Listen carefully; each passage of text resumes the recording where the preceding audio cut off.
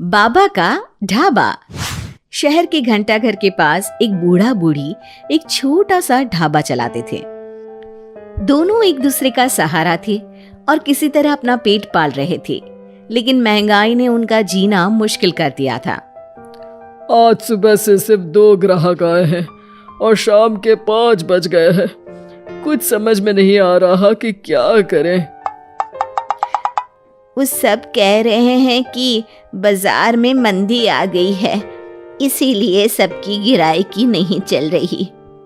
अरे बुढ़ापे में पैसों के लिए इतनी मगजमारी करनी पड़ रही है। अभी तो हाथ पैर चल रहे हैं तो काम धाम हो जाता है, बिस्तर पर आ गए तो पता नहीं कैसे चलेगा। बेटा बेटी सब छोड़ के चले गए हमको, बस गरीबी ने नहीं छोड़ा।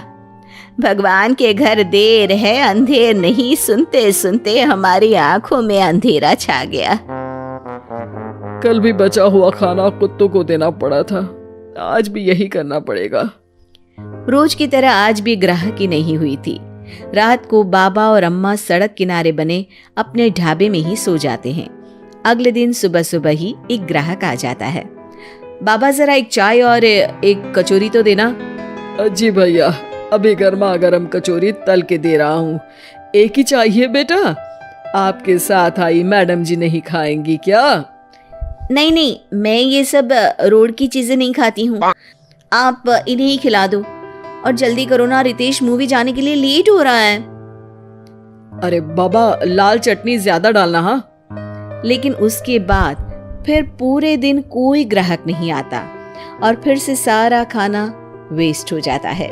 ये सिलसिला कई दिनों तक चलता है और तभी एक दिन एक लड़का वहां अपना मोबाइल लहराते हुए पूछता है, हेलो दोस्तों, कैसे हैं आप सब? ठीक ही होंगे, मैं भी ठीक हूँ। और आज हम हैं किशनगंज के बाबा के ढाबे पर। चलिए देखते हैं कि बाबा क्या क्या बनाते हैं। बाबा, तो आज क्या खास बनाया है आपने? अरे भैया जी, आज ये समोसे बनाए हैं, कितने बांध दूं आपको?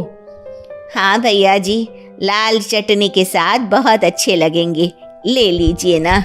ये देखिए दोस्तों, समोसे को बांध कर दिखा रहे हैं और ये लाल चटनी को देख के तो मुंह में पानी आ गया। आज तो मजा आ जाएगा, आइए चखते हैं दोस्तों। लड़का समोसा चखते ही तारीफों के पुल बांध देता है। वाह वाह वाह, मजा आ गया, इतना अच्छा समोसा मैंने तो कभी नहीं खाया। आपको यहाँ जरूर आना चाहिए और ये समोसा जरूर खाना चाहिए।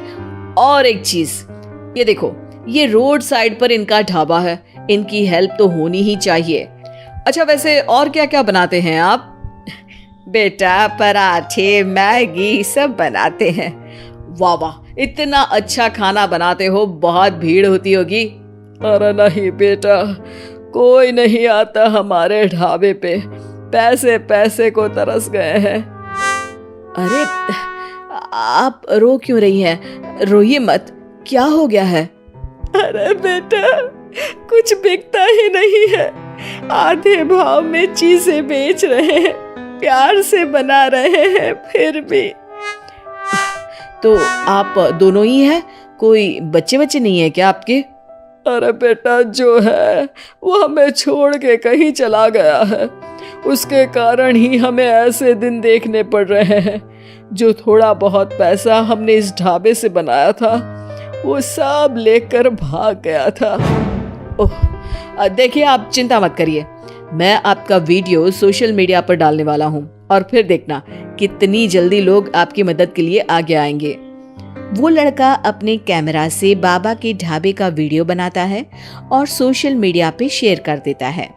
वीडियो बहुत तेजी से वायरल हो जाता है और कुछ ही घंटों में वीडियो में दिए अकाउंट में करीब 1 लाख रुपए जमा हो जाते हैं। लड़का अगले दिन फिर ढाबे पे जाता है। बाबा, आप रोइए मत, पब्लिक ने आपका सारा दुख दूर कर दिया है, आपके खाते में 1 लाख रुपए आ गए हैं। अब टेंशन लेने की कोई बात नहीं है, टेंशन भूल जाइए और मजे कीजिए। अरे बेटा, तुम्हारा हम कैसे धन्यवाद करें, तुम्हारे कारण इस दुकान पर आज इतनी भीड़ लगी है, वरना हम दोनों ने तो उम्मीद ही छोड़ दी थी। हरा जुग जुग जियो बेटा, तुमने आज एक गरीब का भला किया है। भगवान तुम्हें बहुत तरक्की देंगे।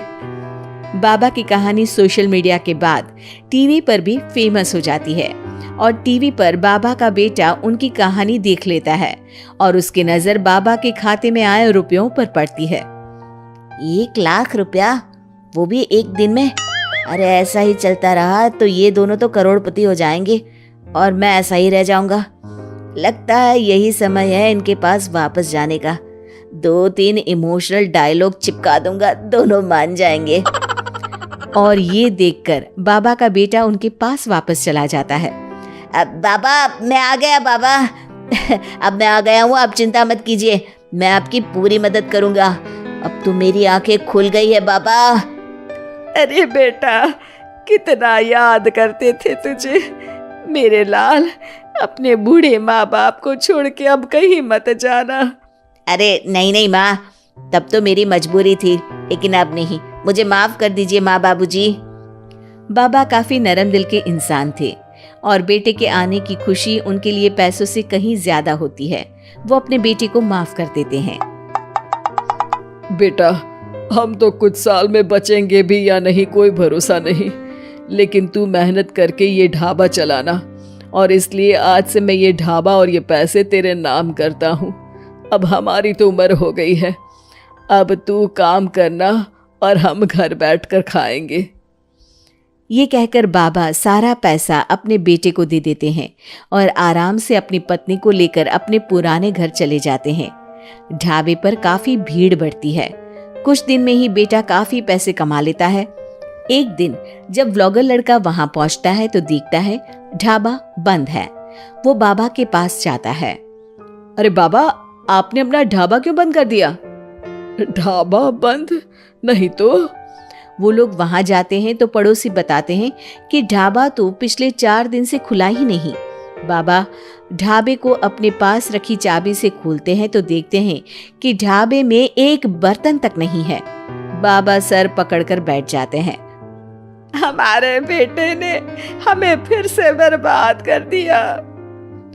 पर हमारे पास तो वापस बर्तन खरीदने तक के पैसे नहीं है। बर्तन भी बेचकर खा गया होगा नालायक। बाबा आप चिंता मत करो, आप काफी फेमस हो, लोग फिर से आपकी मदद कर देंगे। बस इस बार अपने बेटे को दूर रखना ढाबे से। अब की बार बाबा ढाबे पे एक बोर्ड लगवाते हैं जिस पर लिखा है सिर्फ बाबा का ढाबा। ये सिर्फ क्यों लिखवाया है जी? ताकि अपने बेटे को पता चले कि ये सिर्फ उसके बाबा का है, उसके लिए अब यहाँ कोई जगह नहीं।